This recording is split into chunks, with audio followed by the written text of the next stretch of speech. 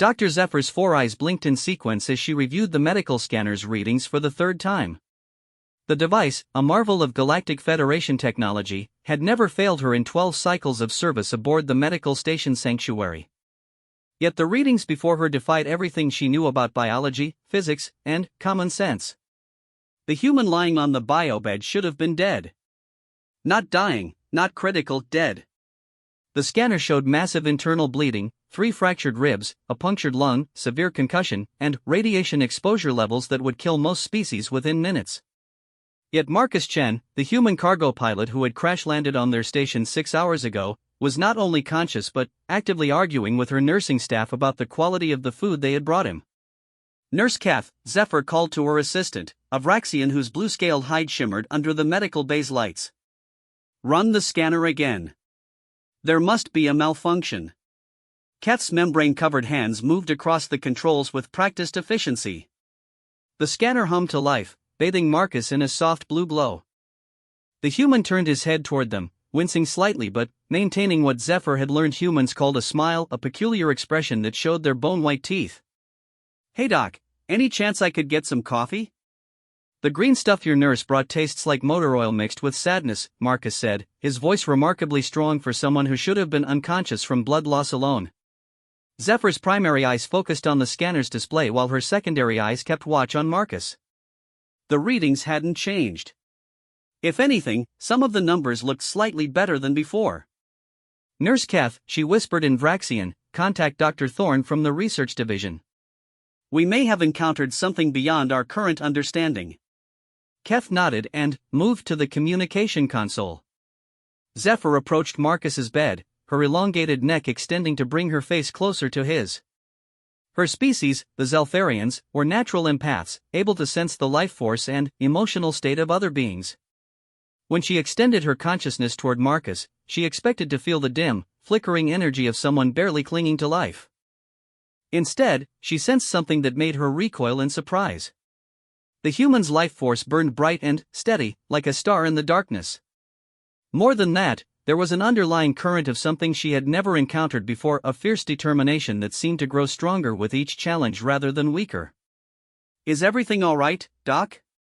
"You look like you've seen a ghost," Marcus said, attempting to sit up despite the medical restraints. "Please remain still," Zephyr said, her translator rendering her words in Standard Galactic. "Your injuries are severe. The scanner indicates you should be experiencing organ failure." Marcus glanced down at his chest, where a large bruise bloomed purple and black across his ribs. He pressed against it experimentally and grimaced. "Yeah, it hurts like hell, but I've had worse. Remember that time on Proxima Station when the cargo bay depressurized? Now that was a bad day." Zephyr's four eyes widened. She had heard about the Proxima Station incident from newsfeeds, a catastrophic accident that had killed 17 crew members and left the station crippled. According to the reports, only one survivor had been pulled from the wreckage. "You were the survivor of Proxima Station?" she asked. "Survivor makes it sound more dramatic than it was. I just happened to be in the right place when the wrong thing happened.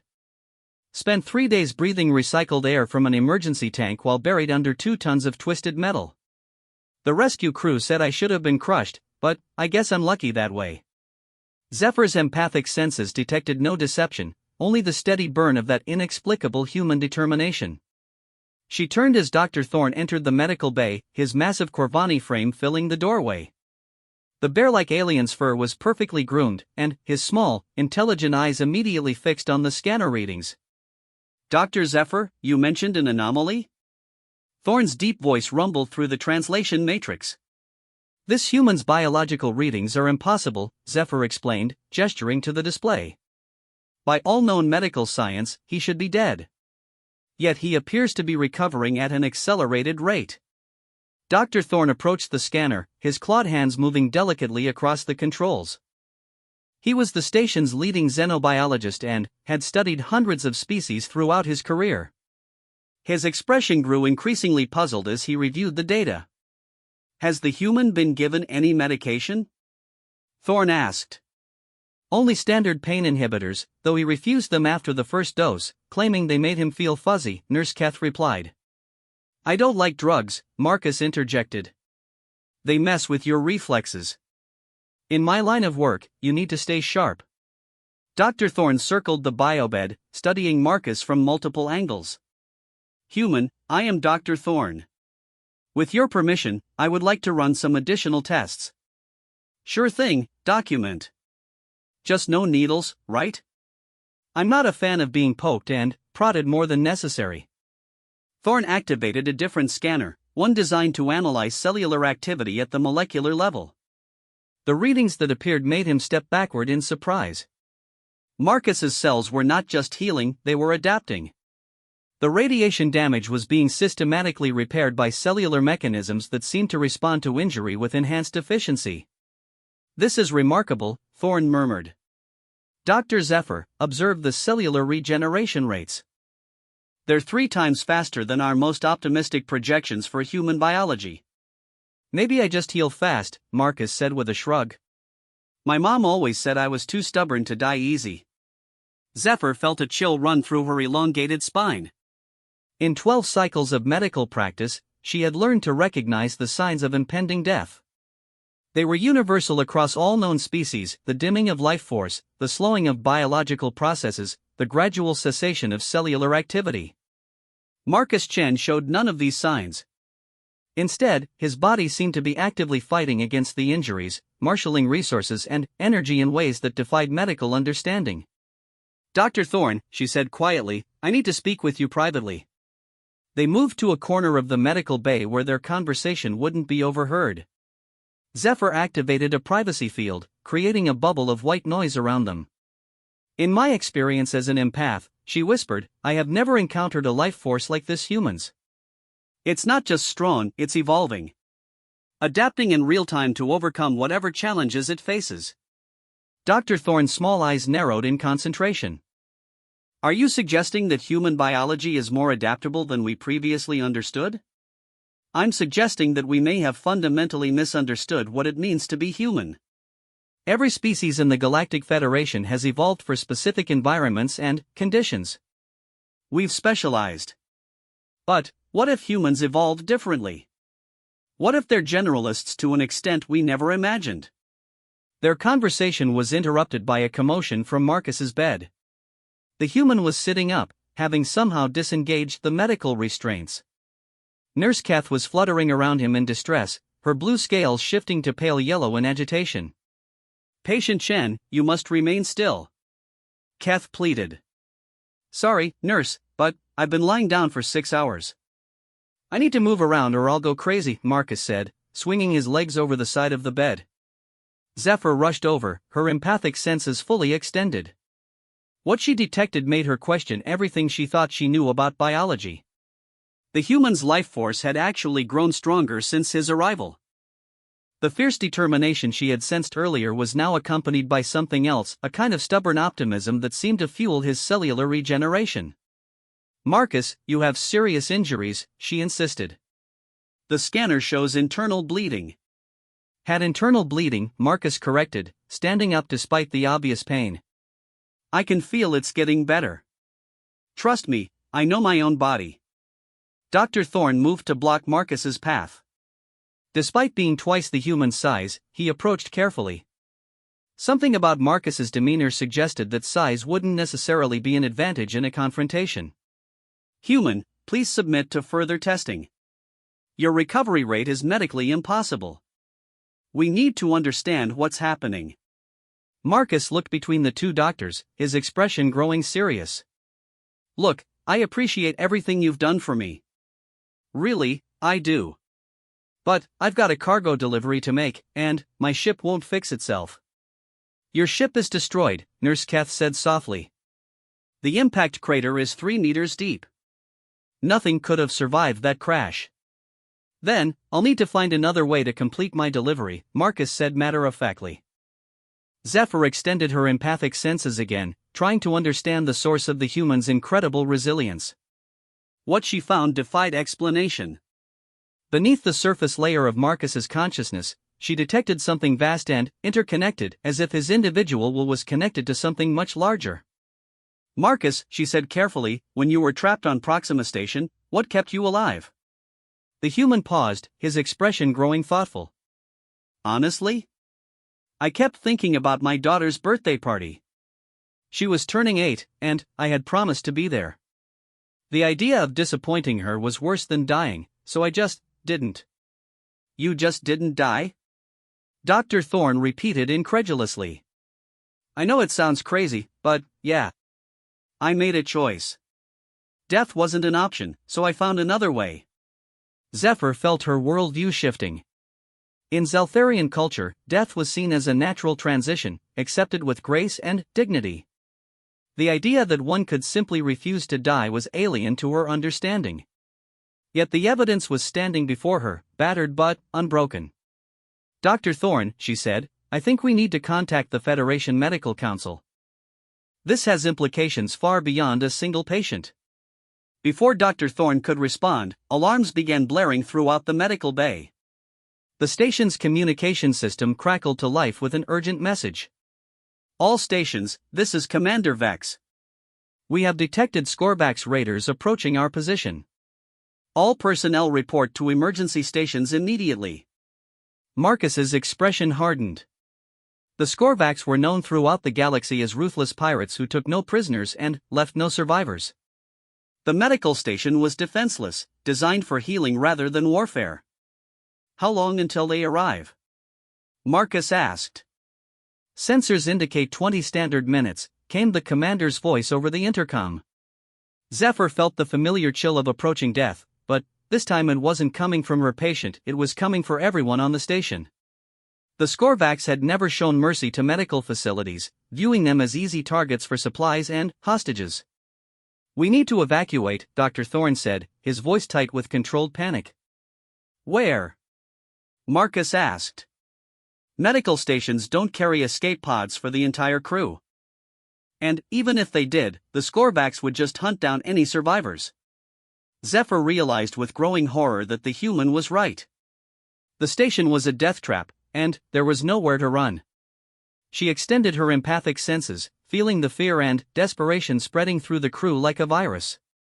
But, from Marcus, she felt something entirely different. The fierce determination was growing stronger, fed by the approaching danger rather than diminished by it. His life force blazed brighter as he faced impossible odds. Marcus, she whispered, what are you thinking? The human looked at her with eyes that held depths she was only beginning to understand. I'm thinking that 20 minutes is enough time to make a difference. I'm thinking that the Scorvaks picked the wrong day to mess with a medical station. You're injured and alone, Dr. Thorne protested. What could one human possibly do against an entire raider ship? Marcus smiled again, but this time there was something predatory in the expression. Doc, you're about to learn something important about humans. We don't give up. Ever. And, when someone threatens innocent people. He paused, his voice growing cold. Well, let's just say that's when we're at our most dangerous. Zephyr watched as the human moved through the medical bay with purpose, his injuries seemingly forgotten. Whatever was driving him was beyond her understanding, but she could feel it growing stronger with each passing moment. The approaching Scorvaks had no idea what they were about to encounter. For the first time since the alarms began, Zephyr felt something other than despair. Watching Marcus Chen prepare to face impossible odds with nothing but determination and stubbornness, she began to understand why humans had survived and thrived despite facing countless extinction events throughout their history. They simply refused to accept defeat. As Marcus moved toward the exit, Zephyr made a decision that would change the course of her career and her understanding of the universe. She followed him, her elongated neck held high with newfound resolve. Where are you going? Dr. Thorne called after them. To see what happens when an unstoppable force meets an immovable object, Zephyr replied. I suspect we're about to witness the true nature of humanity. The medical bay fell silent except for the countdown timer marking the Scorvaks' approach. 18 minutes and 37 seconds remained. But, somehow, Zephyr no longer felt like they were counting down to doom. They were counting down to something else entirely. Marcus Chen moved through the station's corridors with a purpose that defied his recent injuries. Dr. Zephyr followed closely, her elongated legs keeping pace despite her growing bewilderment at the human's rapid recovery. The station's emergency lighting cast long shadows as crew members rushed past them toward emergency stations, their faces masks of barely controlled panic. Marcus, where exactly are we going? Zephyr asked, her four eyes tracking his movements as he navigated the station's layout with surprising familiarity. Cargo Bay 7, Marcus replied without breaking stride. My ship might be scrap, but she was carrying something the Scorvax won't expect. They passed a viewport showing the approaching raider vessel, a massive predatory shape bristling with weapons. The Scorvax ship Death's Edge was 3 times the size of the medical station, its hull scarred from countless battles. Zephyr could sense the malevolent intent radiating from the vessel even at this distance. 17 minutes until intercept, the station's AI announced with mechanical calm. Marcus paused at a maintenance access panel, his fingers working swiftly to override the security locks. The ease with which he bypassed the station's systems raised questions Zephyr wasn't sure she wanted answered. How do you know these access codes? She asked. Spent 3 months here recovering from the Proxima Station incident, Marcus explained, pulling open the panel to reveal a narrow maintenance shaft. Got bored lying in the medical bay, so I made friends with the engineering crew. They showed me the station's inner workings. The shaft was barely large enough for Marcus to crawl through, clearly not designed for bipedal species. Zephyr's flexible spine allowed her to follow, but she struggled to understand why they were taking such a roundabout route. Marcus, the Scorvax will board the station within 15 minutes. Whatever you're planning, time is running out. Time's always running out, Marcus grunted as he crawled through the shaft. The trick is making every second count. They emerged into Cargo Bay 7 through a maintenance hatch near the ceiling. The bay was cavernous, designed to handle massive freight containers. In the center sat the twisted wreckage of Marcus's cargo ship, the Persistent Dream. The vessel had indeed been completely destroyed in the crash, its hull split open like an egg. But what caught Zephyr's attention was the cargo container that had somehow survived the impact intact. It sat among the wreckage, unmarked and unremarkable except for its perfect condition. What's in the container? Zephyr asked as Marcus dropped to the bay floor with practiced ease. Medical supplies, Marcus said, moving toward a wall-mounted emergency kit. Experimental nanobots designed for cellular regeneration. I was delivering them to a research facility on Kepler Station. Zephyr's eyes widened as understanding dawned. The nanobots, you were exposed to them in the crash? The container cracked on impact. Leaked some of its contents into the cabin. Marcus retrieved a plasma cutter from the emergency kit, checking its charge level. Guess I became an unintentional test subject. The implications were staggering. If humans could successfully integrate with regenerative nanobots without rejection, it would revolutionize medicine across the galaxy. But, more immediately, it explained Marcus's impossible recovery rate and growing strength. You should have told us, Zephyr said. The nanobots could be affecting your brain chemistry, altering your decision-making processes. Marcus paused in his preparations, turning to face her with an expression of complete seriousness. Dr. Zephyr, I need you to understand something. The nanobots aren't making me do this. They're just making it possible for me to do what I was already planning to do. Which is? Stop the Scorvax from hurting anyone on this station. Before Zephyr could respond, the station shuddered as the raider ship locked onto its hull with docking clamps. The sound of cutting torches echoed through the walls as the pirates began breaching the outer airlocks. All medical personnel, evacuate to the secure ward immediately, Commander Vex's voice crackled over the intercom. Scorvax boarding parties detected in sections 7 through 12. Marcus activated the plasma cutter, its blue flame casting dancing shadows across his face. Dr. Zephyr, I need you to get to safety. What I'm about to do, it's not going to be pretty. I'm not leaving, Zephyr said firmly. As a medical professional, I need to understand what the nanobots are doing to your physiology. And, as a human, I need to protect the people who saved my life, Marcus replied, moving toward a maintenance console. But, if you're staying, you should know what we're dealing with. He activated the console, bringing up a schematic of the station's interior. Red dots marked the locations of Scorvax boarding parties, spreading through the outer sections like an infection. The Scorvax don't take prisoners, Marcus explained. They kill everyone, loot everything, and move on. They see medical stations as easy targets because they're not armed and the crews are non-combatants. Zephyr studied the display, noting the methodical way the raiders were advancing toward the station's core. There are over 100 crew members on this station. The Skorvax have superior numbers and weapons. Numbers and weapons aren't everything, Marcus said, his voice growing cold. Sometimes, all it takes is one person who refuses to lose. The first explosion echoed through the station as the Skorvax destroyed a blast door. The sound was followed by the distinctive whine of energy weapons and the screams of crew members caught in the open. Marcus's expression hardened further. Through her empathic senses, Zephyr felt his life force shift and change, the nanobots in his system responding to his emotional state. His cellular regeneration was accelerating, his reflexes sharpening, his strength increasing beyond normal human parameters. "The nanobots are military grade," he said quietly.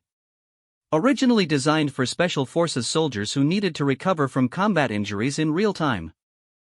The medical version I was delivering is supposed to be non-weaponized, but your body is treating this as a combat situation," Zephyr finished. "The nanobots are adapting to provide maximum survival advantage." "Something like that," Marcus agreed, moving toward a storage locker that contained emergency atmosphere suits. "The question is whether one enhanced human is enough to stop a crew of Skorvax raiders." Zephyr watched as he methodically gathered equipment, his movements becoming more fluid and precise with each passing moment.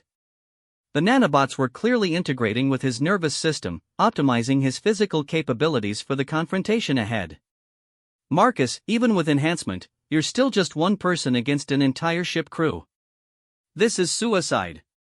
"Dr. Zephyr," Marcus said, pausing in his preparations, "do you know anything about human history?" "Some. Your species has an unusual tendency toward conflict."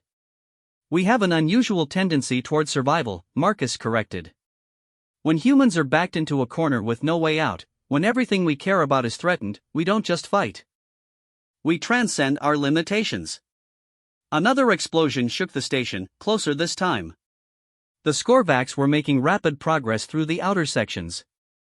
Soon they would reach the medical wards where patients and staff were taking shelter. Marcus sealed the atmosphere suit around his torso, leaving his arms free for movement. The suit's integrated systems immediately began monitoring his vital signs, and Zephyr could see the readings on a nearby display. His heart rate was steady despite the approaching danger, his neural activity patterns showing the focused calm of a predator preparing to hunt. "The Skorvax have one weakness," Marcus continued, checking the charge on a portable shield generator. "They rely on fear and intimidation. They're used to their victims running or surrendering. They're not prepared for someone who fights back. One person can't create enough resistance to matter." "One person can buy time," Marcus replied. "Time for the crew to reach safety. Time for a distress signal to reach the nearest Federation patrol. Time for the Skorvax to realize they've made a mistake." The cargo bay's main entrance suddenly glowed cherry red as cutting torches began working on the door. The Skorvax had found them. Marcus hefted the plasma cutter in one hand and the shield generator in the other, his enhanced reflexes tracking multiple potential entry points simultaneously. "When they break through," he told Zephyr, "stay behind the cargo containers and keep your head down.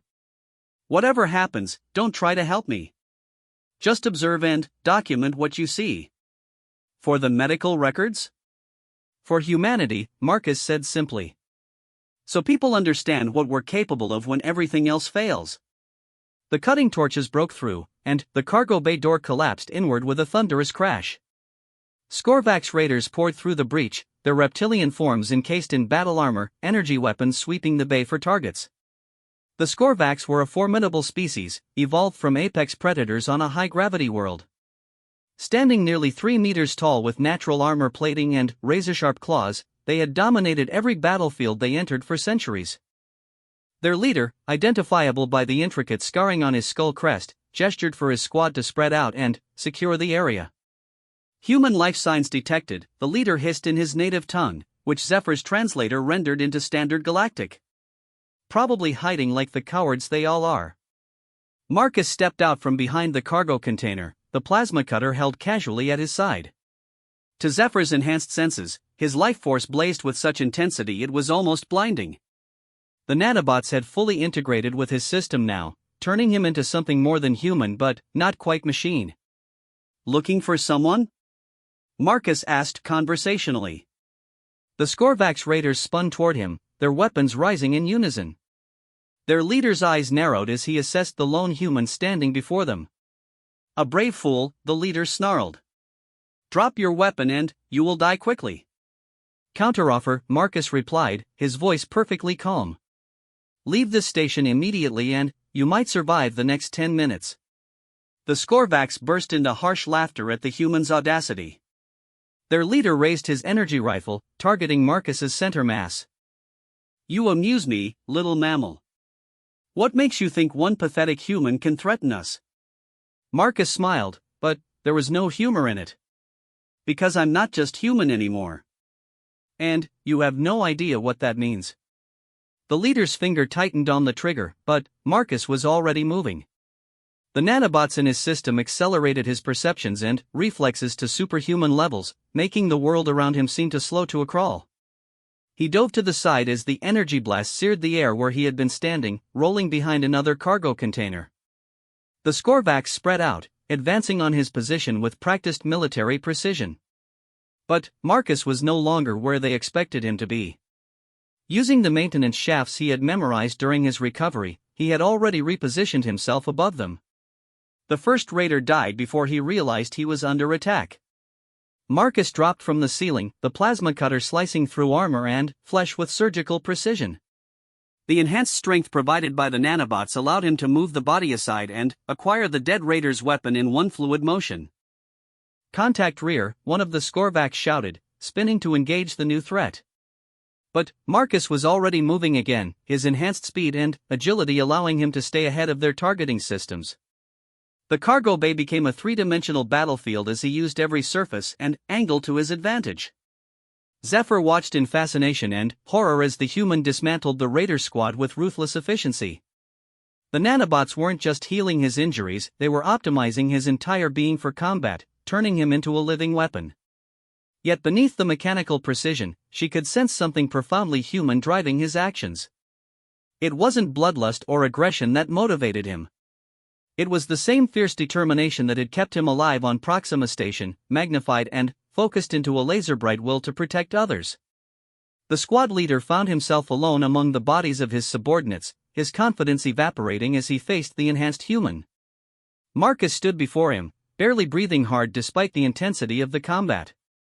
How? The Skorvax leader gasped, his weapon trembling in his claws. Your mistake was thinking that humans are weak, Marcus replied. We're not weak. We're adaptable. And, when we adapt to meet a threat. He gestured to the carnage around them. This is what happens. The leader raised his weapon for one final shot, but Marcus was already inside his reach. The plasma cutter swept up in a controlled arc, and the Skorvax leader collapsed.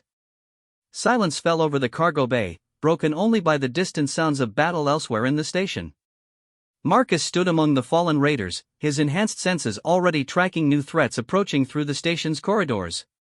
Marcus, Zephyr said softly, emerging from her hiding place, your vital signs are beyond anything in the medical literature. The nanobots are learning from the combat, Marcus explained, checking the charge on his acquired weapon. They're adapting to make me more effective against this specific threat. But, at what cost? Your body is operating beyond its normal parameters. The cellular stress could cause permanent damage. Marcus looked at her with eyes that seemed older than they had been an hour before. Dr. Zephyr, sometimes the cost of survival isn't meant to be calculated.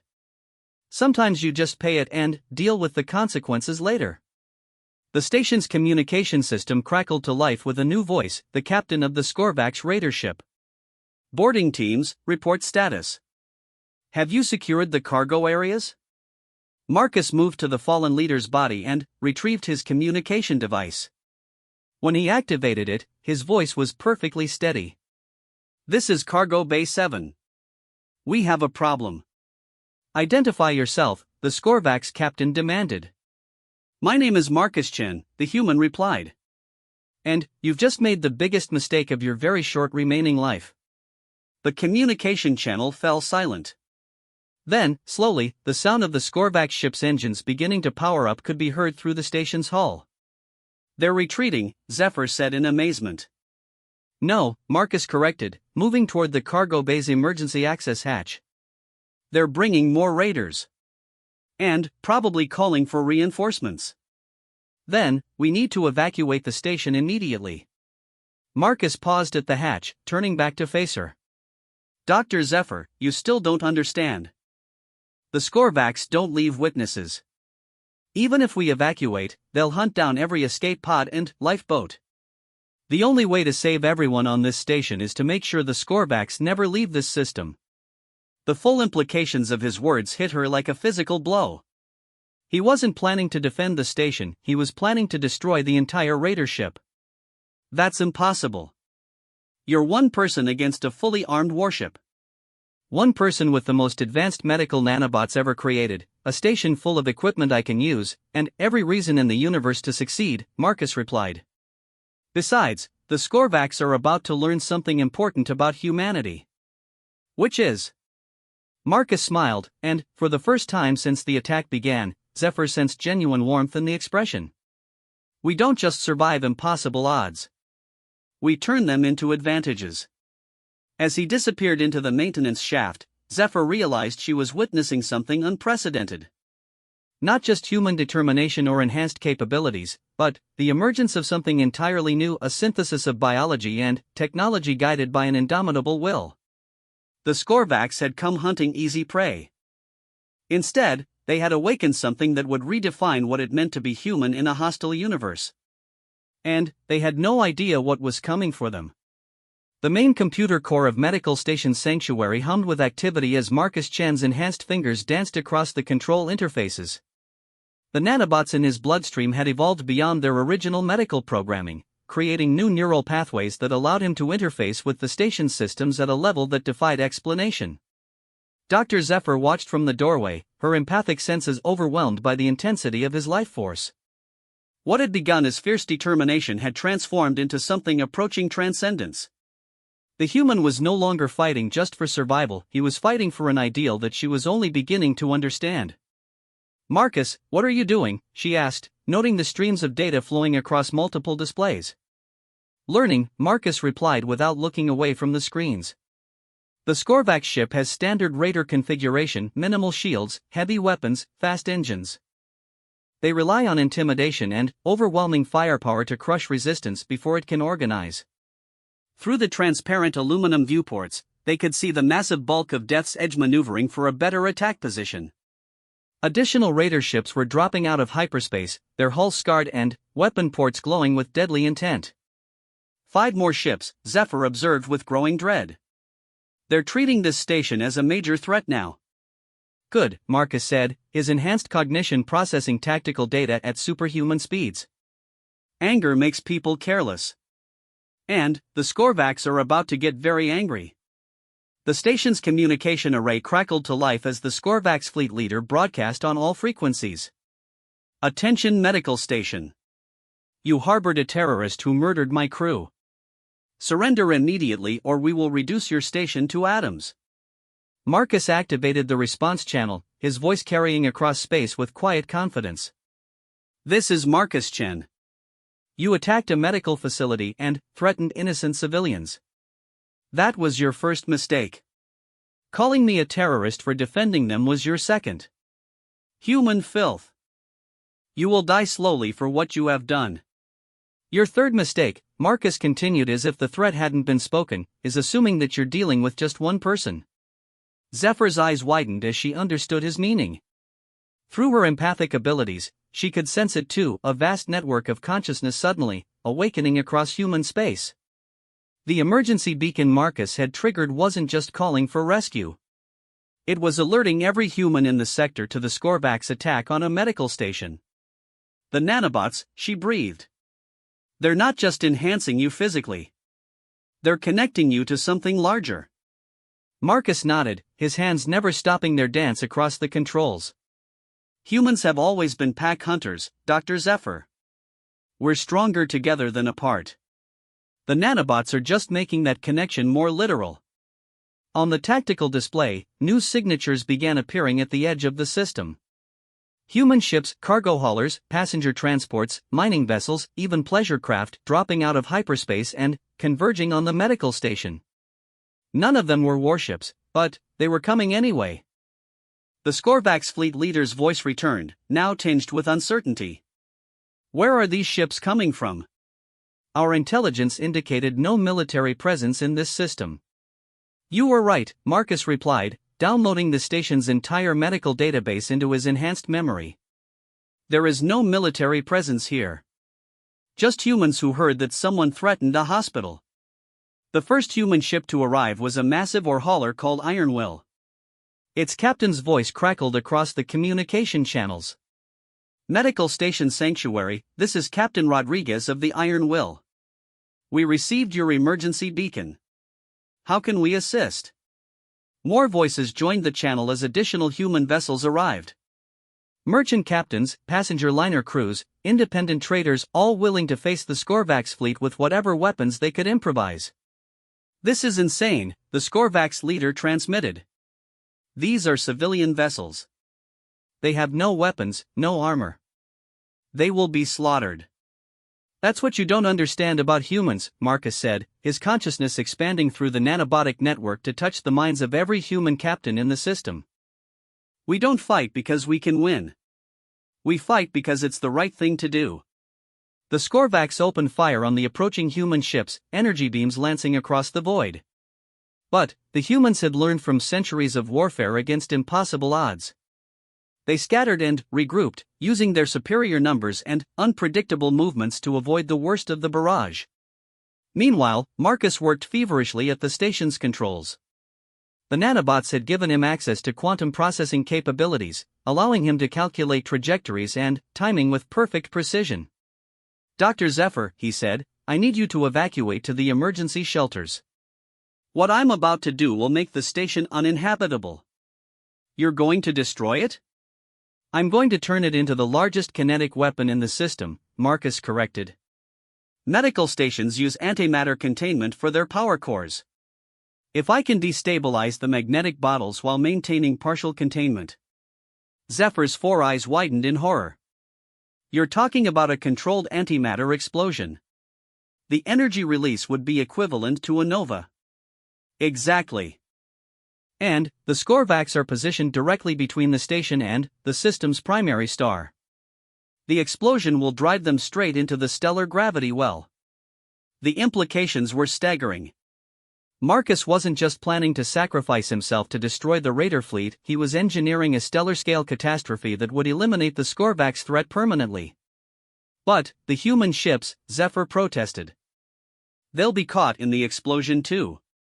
Marcus's expression softened, and, for a moment she could see the man beneath the enhanced warrior.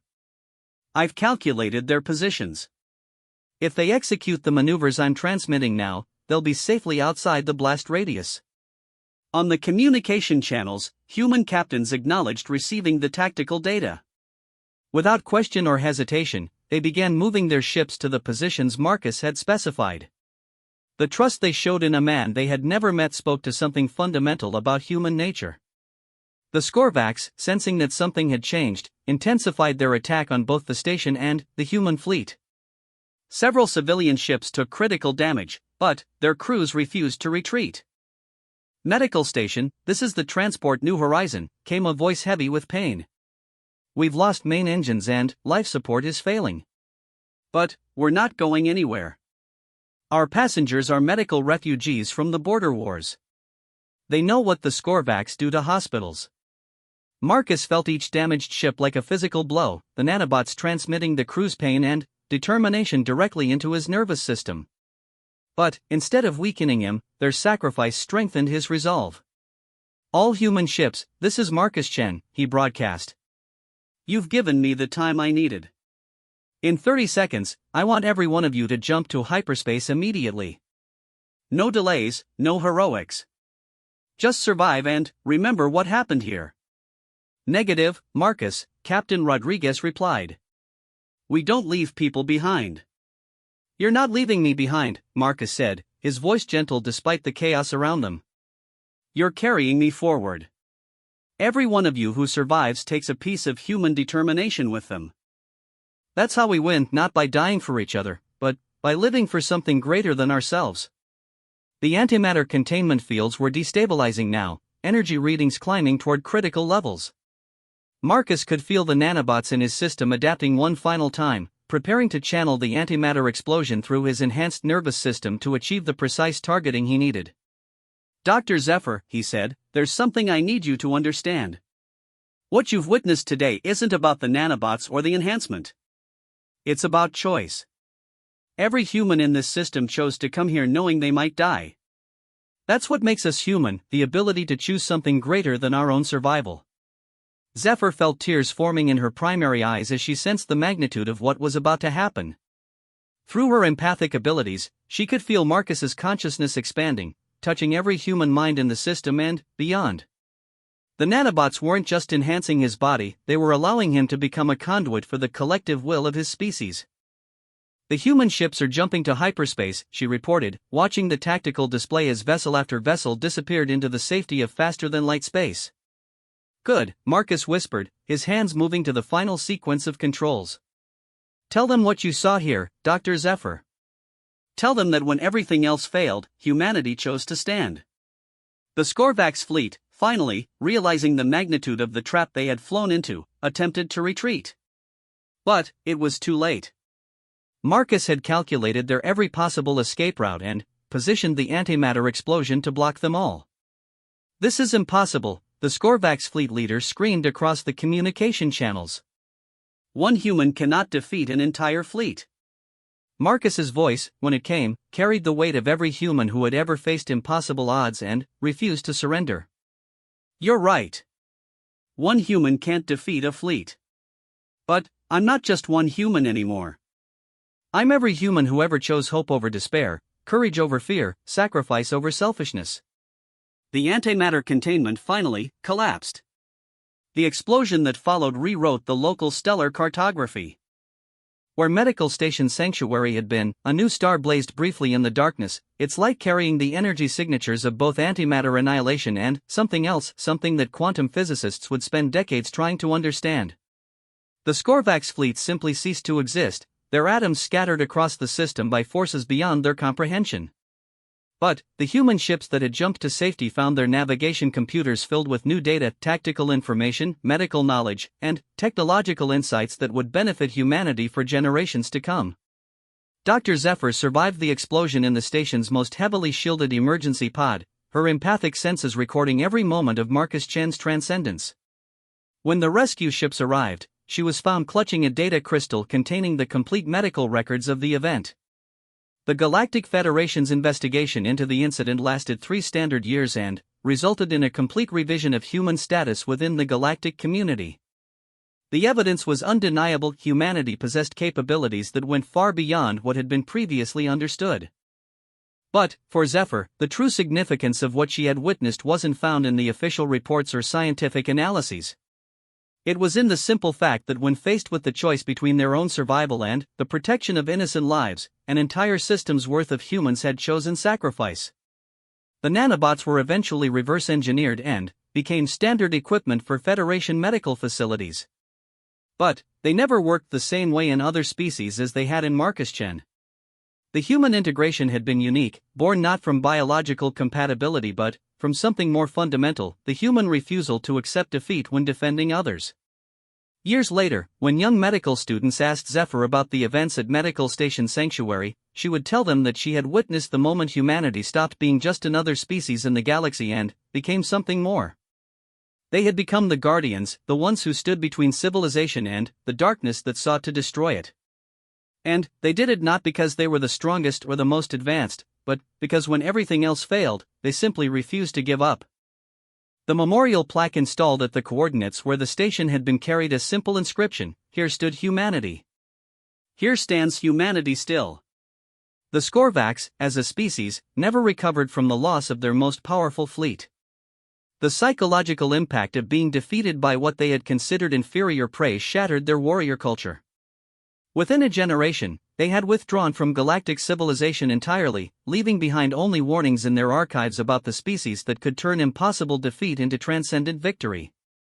But humanity remembered too. Every human ship that passed through the system would pause at the memorial coordinates, their crews standing in silent tribute to the man who had shown them what they could become when they chose to be more than human.